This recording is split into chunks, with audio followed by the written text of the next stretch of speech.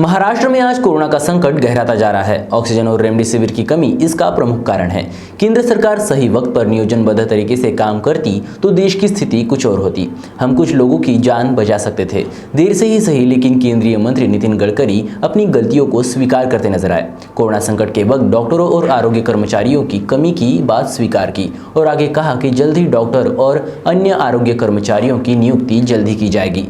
विदर्भ और महाराष्ट्र में ऑक्सीजन और रेमडेसिविर कमी कुछ ही दिनों में दूर होने की बात भी कही। साथ ही इस संकट की घड़ी में हौसला रखने की नसीहत भी दे डाली। केंद्रीय मंत्री नितिन गडकरी ने नागपुर में पत्रकारों से बात की। कोरोना का मुद्दा छेड़ने पर उन्होंने कहा कि कहीं डॉक्टरों की कमी है तो कहीं स्टाफ की कमी है। प्रशासकीय व्यवस्था कम पड़ रही है। ऑक्सीजन और रेमडेसिविर की कमी दूर करने के लिए वर्धा में प्लांट का एक्सपांशन करने की बात भी उन्होंने कही। वहां से 30,000 रेमडेसिविर रोज मिलेंगे। विदर्भ के सभी जिलों की ज़रूरत पूरी करने के बाद बाकी रेमडेसिविर महाराष्ट्र में सप्लाई की जाएगी। ऑक्सीजन की कमी पूरी करने के लिए प्रयास जारी है, ऐसा बताते हुए कुछ नागपुर से ऑक्सीजन आपूर्ति होने वाले शहरों के नाम भी पत्रकारों को गिनाए। इसके साथ ही इस संकट में सबने एक दूसरे की मदद करनी चाहिए, ऐसा आह्वान भी उन्होंने पत्रकारों के माध्यम से लोगों को किया। परिस्थिति में काम कर रहे हैं हम। ऑक्सीजन की कमी है, दवाई की कुछ जगह कमी है, डॉक्टरों की कमी है, स्टाफ की कमी है, तो थोड़ी सी अड़चनें आ सकती हैं। पर लोगों की जान बचाने के लिए हम लगातार एक्सपेंशन कर रहे हैं बेड्स का। हमारे पास पूरी व्यवस्था कभी है, कभी थोड़ी कम है, फिर भी कर रहे हैं, क्योंकि लोगों का प्राण न जाए। लोग कहीं ऐसा ना हो कि वो बेचारे किसी इसमें कोई मदद के बिना उनका मृत्यु हो। तो ये थोड़ा सा लोग भी इसको सहयोग करें। और सबसे अच्छी बात यानी जो दवाई थी, कौन सी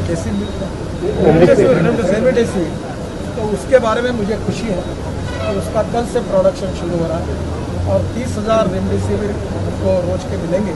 और हमने वर्धा में और उसके टीम हैदराबाद से कल आई है, उनके ट्रायल शुरू है, कल प्रोडक्शन पर जाएंगे ऐसी उम्मीद है। तो 30,000 जो है उसका डिस्ट्रीब्यूशन अभी हम लोग नागपुर शहर, जिला और विदर्भ के 9 जिलों को देंगे। फिर महाराष्ट्र में जहाँ जहाँ आवश्यकता होगी उनको भी देंगे और इसकी अब कमी नहीं रहेगी।